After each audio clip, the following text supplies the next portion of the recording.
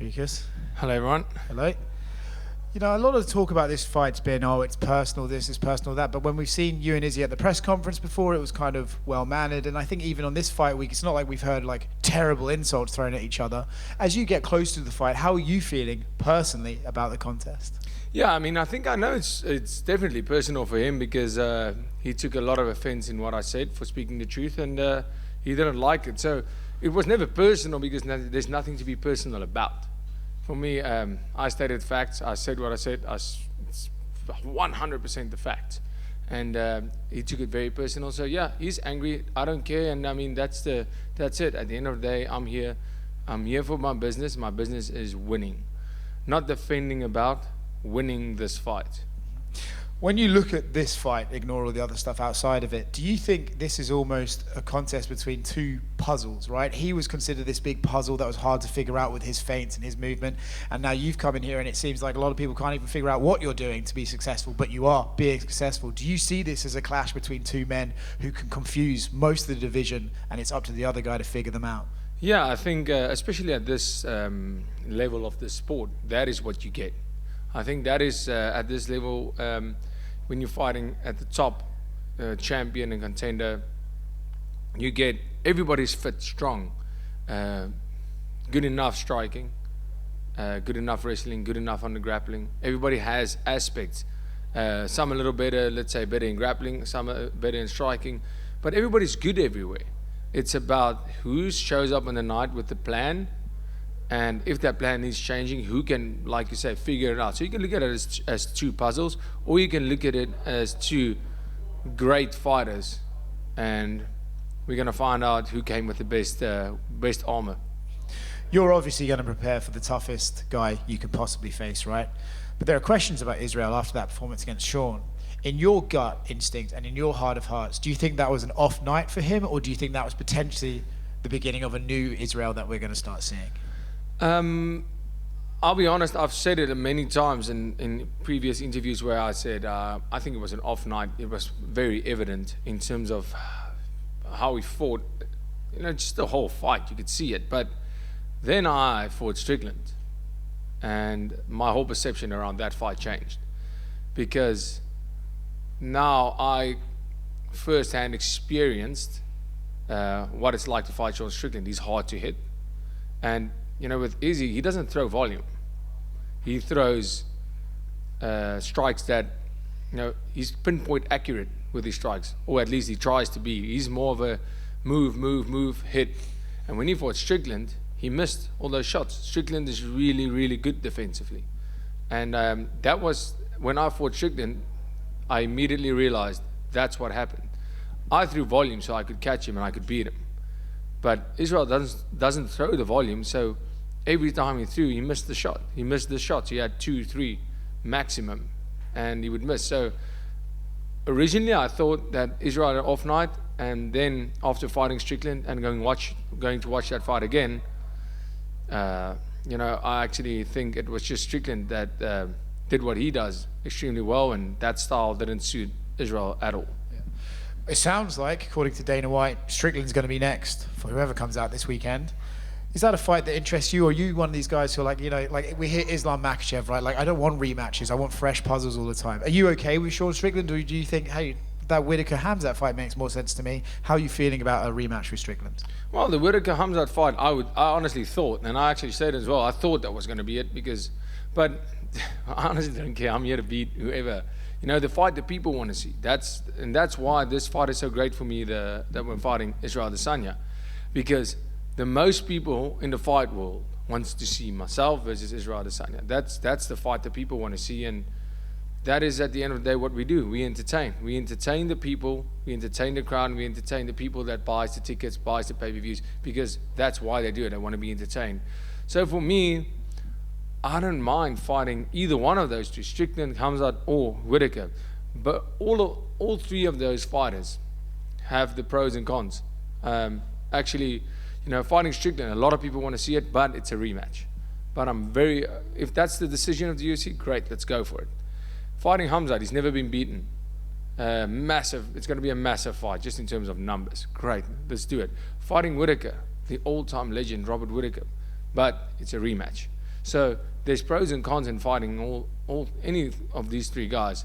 For me, the most important part is fighting the best next guy. Dricus, right here. On the countdown, I think you used something. They were talking about your fight against Whitaker. You credited your coach for finding holes, and you said there just weren't that many holes in Robert Whitaker's games, and he found them. When you guys are breaking down Israel, are you guys finding holes that you can exploit, or is Israel kind of, just a kind of well-refined fighter in there? No, listen, even with Robert Whitaker, when I said finding holes, we didn't find any holes. We just found a place where holes could be made. So that's what I was referring to, in that at this level you don't see the holes, these clear holes in people's games. You just don't see it, because that's why we're at the top of the game. You do see places where they get uncomfortable. They don't necessarily make the mistakes, but there is place to force them to make mistakes. And that's what I feel we did with the Whitaker fight, and that's what we're going to do in this fight. We don't see mistakes and say, oh, that's where we're going to catch him. No, we see places where they get uncomfortable, and you force that mistake. Well, kind of going off of that, it showed Israel's reaction when you switched to southpaw. Like, he stood up and he was like, oh, he's southpaw now, and he was kind of watching you a lot more. Do you have plans like that for? Like, I'm sure you can't give us your game plan, but do you guys have a specific tailored plan for Israel, or are you just kind of focusing on yourself in there? No, the thing is with Israel, he fights switch stances either way anyway. So, like myself, I fight both ways. With the Whitaker fight, we just, he doesn't switch really. He doesn't switch, so that's why we did that. But, I fight switch all the time, and Israel as well. So it doesn't make sense to say, okay, cool, I'm only going to fight this or that. No, it's definitely not. For very specifically for Whitaker, that was the game plan. And for this fight, we had to do something else. So like I said, I can fight both ways, but in a fight where a guy switches the whole time, it doesn't make sense to do something like that. What's with the taser in fight camp? Well, I mean, you don't just become world champion. So that's been a thing that's been happening for a while, or because some people thought it was everybody thought it was something that's new for this camp. Not at all. It's probably been part of the team for 2.5+ years, 100%. But no, we never filmed it. I don't know why. I can see now probably why. The rest of the world might seem crazy, but I mean, we used to be coach used to leg kick us, and he has a very strong leg kick. If you make the mistakes continuously after he's warned you a couple of times, but that takes you out of training, not out of training, but it makes training difficult for a couple of days because he has a very hard low kick. So the taser is much better than that, because the taser hurts a lot more in the moment, but it's over quickly. So when he introduced that to camp, did he tell you that was happening, or did he just show up with the taser one day? Well, I can't remember the exact moment it happened, but when he came to the gym, he's like, okay, I got this. I just went, okay, great. This is it now. And everybody thought, like, people were laughing like, no. And I said, guys, might as well stop it. I've known coach for 12 years.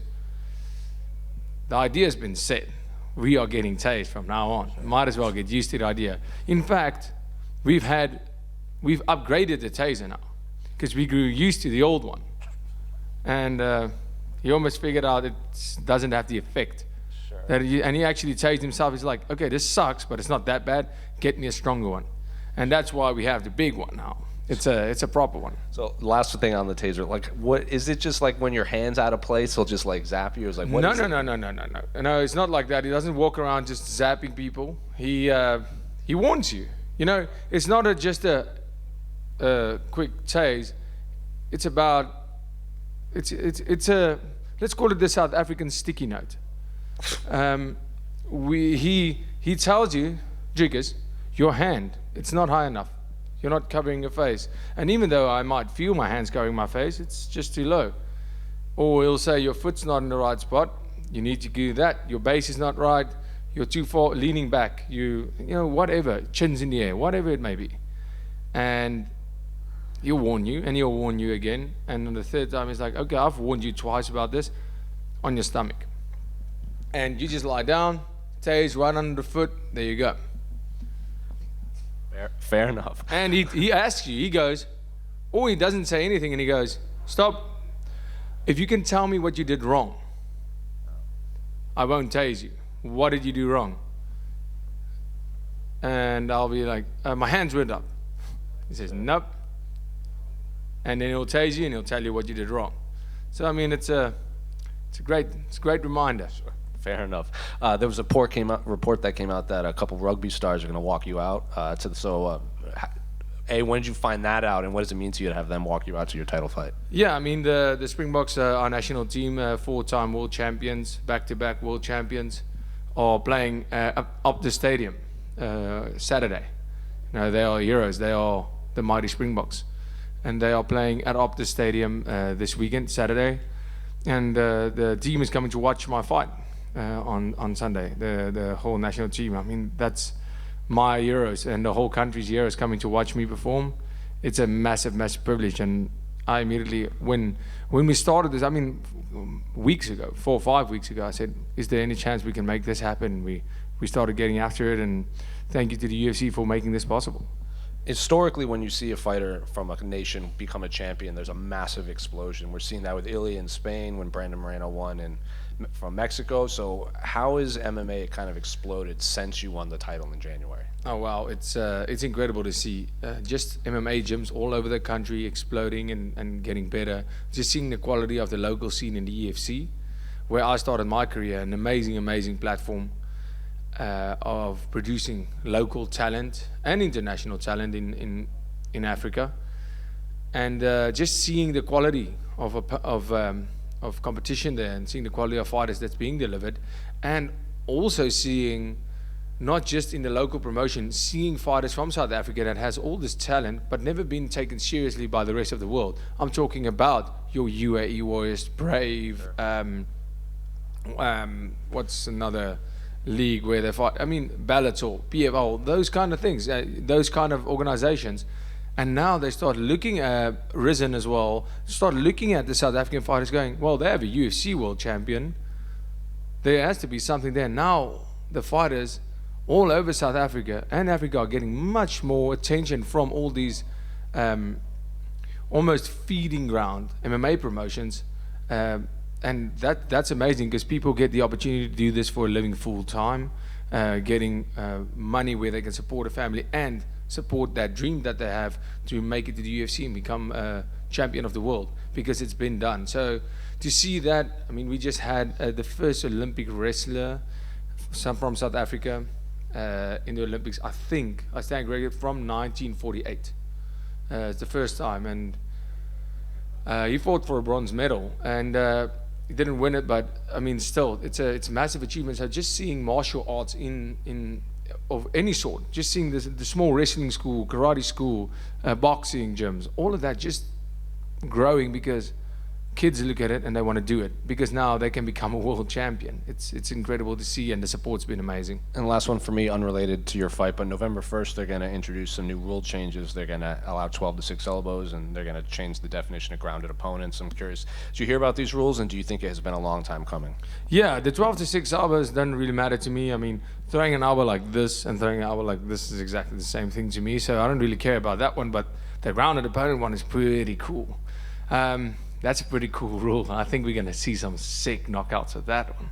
Dricus, in terms of the role model you are in South Africa and for African MMA, what would it mean to you to take that belt back again, to defend your title, and the knock-on effect that it will have in terms of bringing the UFC finally to South Africa? I know Dana White has said, should you get past Israel, that will happen. How important is it to you, and are you feeling a little bit of extra pressure because you have the hopes of a nation on your shoulders?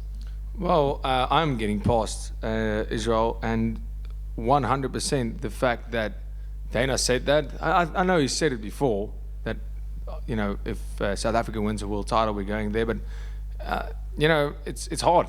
I know that for a fact. I know there's a lot of things that needs to fall into place. We have the Minister of Sports from South Africa coming to watch the fight, coming to make sure we have we do whatever needs to be done to get that fight, get the UFC in South Africa and in Africa for the first time. A massive goal I've had for many years, thinking I want to bring the UFC to Africa and South Africa. And the that's amazing. I mean, if that is another massive goal in my life ticked, another one that I set, and I can say I went and I did that. But you know, for me, I'm not going out there to defend my title. I'm going out there, in my mind, when I get home, I'm going to fetch that belt. I said it before. You know, when I walk out to that octagon, the belt is vacant, and I'm fighting for that title. And the same guy that was willing to die to win that belt is willing to die once again and kill to get that belt.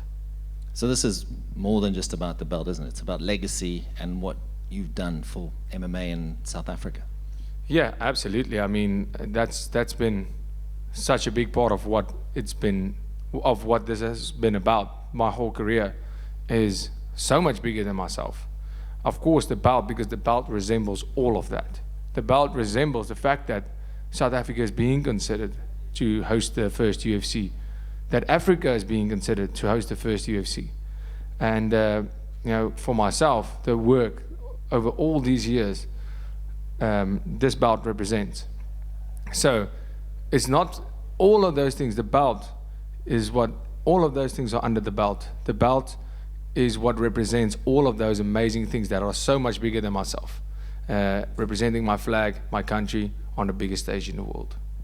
Dricus, just over here, man, a couple of quick ones. I know you'd mentioned that you got a couple of rematches potentially in the works, but with this feud with Israel, do you believe this is the beginning of potentially a few fights? Obviously, Izzy fought Rob a few times. You might potentially fight Sean and Rob a second time. Do you think this is the first of a few fights and really actually maybe the beginning of a feud?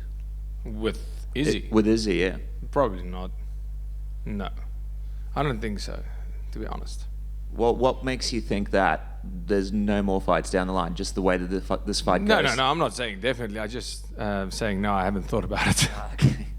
The stare down you guys had in that first presser in Perth was pretty intense, and I saw you were doing an interview. You said that when you do your stare downs, you like to let the other person know with your energy that you're there and you're not taking a step back. So I guess following up from that at the press conference, what are you expecting at that stare down, and then potentially at the weigh-ins? Are you imagining it's going to keep progressing as you guys go on and on? Yeah, I don't know about the weigh-ins, all of that. I'm not thinking about that. I'm thinking that will happen the way it happens in the moment, and I'll be reacting accordingly. But I think that stare down was a very, very good indication of what to expect when the fight comes. And yeah, I meant what I said with the energy, feeling that energy. And you know, you can without physically touching somebody, you can make them feel your dominance in terms of who is the alpha. And that's exactly what happened in that stare down. And that's exactly what will happen on fight night. Just last one from me. I saw Darren Till had some advice for Izzy for the fight. Your reaction to that, and did you get a chance to see what he was saying? I mean, the man got taken down by a boxer. Maybe maybe try and practice what you preach, man. The man couldn't stop a single takedown. The man said he won 2 rounds. He didn't win 2 rounds. He's crazy. I finished him, outstruck him, took him down, finished him in the 3rd round. He says he won the 1st round. I outstruck him 61 strikes to 0. And there was 20 seconds left. That's crazy stats. Yeah, he got me in that 2nd round until I got a take. I don't even know why we started discussing this. I mean, the man's in a downward spiral, and hopefully this coaching gig works out for him. But what I saw in terms of how easy it would be to beat me, why didn't he do it? So easy to see. Why didn't he do it? Dricus, just over here. If you win this fight, you'll have beaten 3 of the past 4 middleweight champions, the exception being Alex Pereira, who's obviously in a different weight class now. Where do you think this puts you in the hierarchy of all-time middleweights, even though you're just starting your reign here? Yeah, I mean, if you put it like that, it puts me pretty high, but that's not how I see it. I have a lot of work to do to be considered the greatest, or even close to that conversation. So, you know, for me, this is, like I said, the beginning, and that's how I'll treat it. Dricus right here, bro. Over here. Yeah. What's up, bro? I know they say it kind of takes a team to get you to where you're elevated at. Correct me if I'm wrong. You got a guy on your team by the name of ATN who survived a stroke, a ruptured spleen, and a gunshot to the head. Yeah, that is correct. The man is my corner, one of my best friends. Etienne is a legend in South African rugby. Played professional rugby and all over the world. And exactly like you said, the man has had multiple strokes, got shot in the head, had crazy story. He has a book out, Euro in South Africa. And just to have people with that kind of mindset, and I actually trained with the man. Have trained with him for many years, and he moved to America now, but he's been there for every single fight, and it's going to be great to have him in the corner, just to have that. You think to win a fight is motivation. Look at that man. Look at that. That's only motivating to have somebody like that around you that appreciates life for what it is, and that's been that close to death that many times, and just shows appreciation and love for everything around him. And it's amazing to have something like that in your circle, because they have such a big perception of what life is really about, and you can learn so much from them. Dricus, just over here. When I spoke to you back in June, you mentioned that the confidence level within your teammates since becoming champion has increased dramatically, and it's given them the hope that they can become champion too, like yourself. I guess, what has this camp been like? Going from a challenger to now the defending champion and alongside your teammates? Yeah, I mean, let me tell you this. With my teammates now sparring, grappling, wrestling, striking against the champion of the world, it gave them the kind of thought. Firstly, it made me go, not only am I now I've always tried to outwork everybody, and I always feel I'm working harder than everybody. And once I became champion, I made sure, and I said, I can't only think I'm working harder than everybody. I am the example of what it means to be a world champion to each and every person that sees me, that has this dream or any dream. The only thing I can do is lead by example, and I made sure that I outwork everybody twofold. And that's been the case since becoming champion for me. And everybody stepped up their game, because they're looking at me, and I know that. I know they're watching, because the blueprint's been there. The blueprint has been, it's been done. And they're trying to catch up, and I won't let them. And that's what makes a great team. And obviously, when they're striking, grappling, or sparring, whatever, they go, this is the world champ. If I can take him down, that means I'm taking down the world champ. Where do I rank in the UFC? The best in the world. If I can catch the champ with big combinations, where does that put me in the UFC? Fighting pure wrestlers coming in, pure grapplers, pure strikers coming into the gym we got for camp. All of them go, well, I know he's not a pure striker, but he's still the world champ. So if I can beat on him, that's a feather in my cap, and I won't let that happen. So immediately I had to level up, because everybody that went against me leveled up. And that was incredible. And I mean, as I get better, my team gets better, we all get better, and every fight we will be better, and I can't wait to prove that. And just one more quick one. You've had some time now enough time to spend in Australia, I guess. What are your thoughts of Australia? I know you've spent some time with Jackson and Clayton, those sort of guys, making some funny skits. So I guess, what is your thoughts of Australia been so far? Yeah, myself and Jackson have been mates for quite some time. He was at my fight in Toronto as well. And then he came, he said he's going to visit South Africa for maybe a week, maybe 10 days, and he stayed for 2 months. He lived with my friend. We basically saw each other every day then. He just loved South Africa, so coming to his backyard is great. I was here 5 weeks ago when we made that skit with for the presser, and he's here right now. He came to watch the fight. Obviously, we'll have a great time afterwards. But I'm loving Australia. I always talk about the culture in places. That's the biggest difference. Anywhere you travel, the things that I find funny in another country might not be as funny, and actually might even be offensive, and the other way around. But when I came to Australia, that was the one thing: the people, the culture, if you look at guys like Jackson and how we get along, and the humor that the Australian fans and people share with I think it's very, very similar, very, very similar to South Africa. And that's why there's such a big South African community that getting climatized in Australia, and that's why so many of them have immigrated to Australia. So, yeah, I've been loving it. I think up until this point, Australia has been probably one of my favorite places I've ever been to. It's my first time in Australia, but I've been loving it. The weather is great. The food is amazing. I can't wait to really enjoy the food. But yeah, it's been great. The quality of meat, which is a big thing for me, the quality of meat. And then, of course, the quality of beer, which I will find out exactly after the fight. Just one more. Are you going to go to the Springboks and Wallabies game on Saturday night? I wish I could. It's just too late. I mean, I have to wake up very early. The fight's happening. Get my sleep, and of course focus on replenishing. We know with in Australia we only get 24 hours to rehydrate and recover after a weigh-in.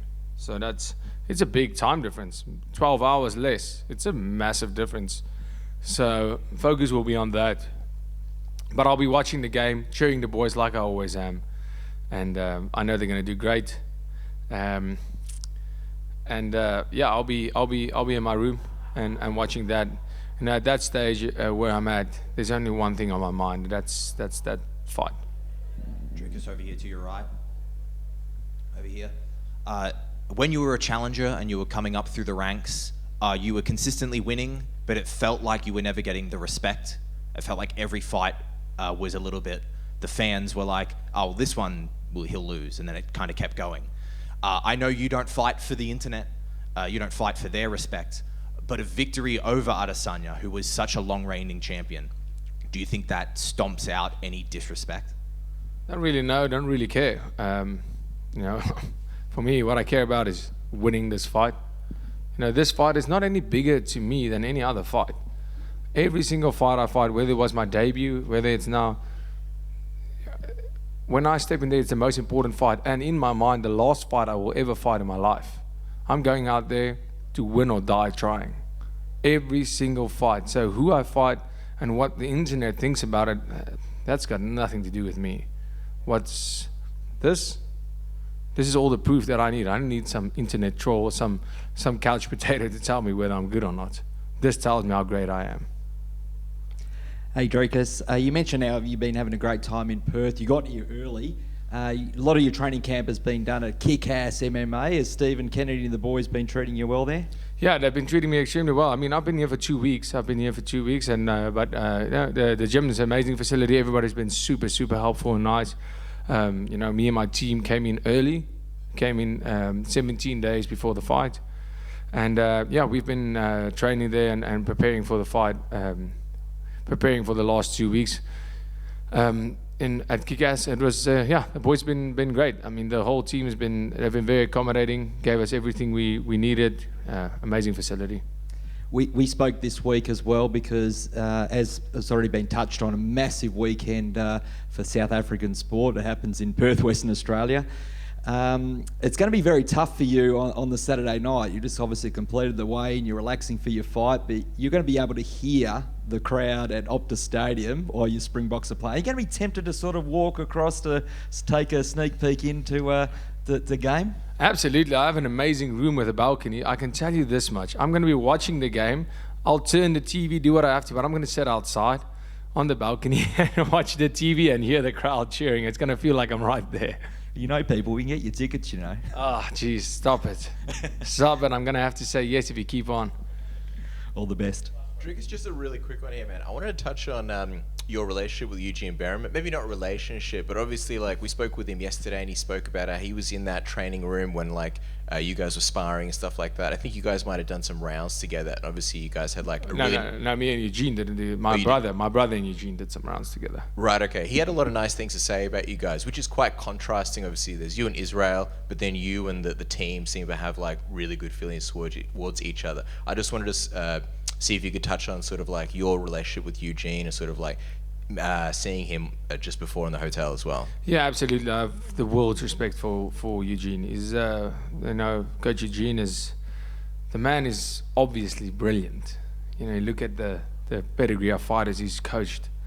I have all the respect in the world, and myself and Israel's feud has nothing to do with my relationship with them, and that I think that goes to show on what you call maturity and emotional intelligence.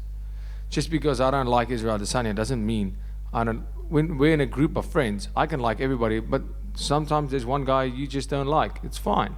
Just ignore them. You know, it's okay. You know, I like Volk. He's one of my all-time favorite fighters. I actually went up to him and told him what a badass I think he is. I mean, this is a long time ago, maybe, you know, months ago, when I met him at the PI.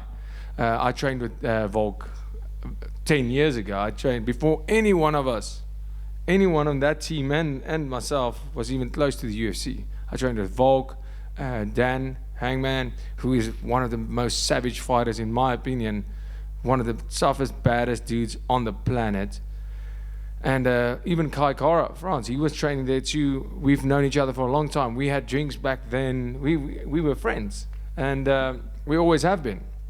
So the fact that myself and Israel doesn't like each other doesn't change the fact that I have mad respect for their whole team and, well, those that I know, and I think they're great people. It's just the fact that we don't like each other doesn't mean anything about how I feel about any of the others. Thanks, mate. Thank you so much, guys. I really appreciate it.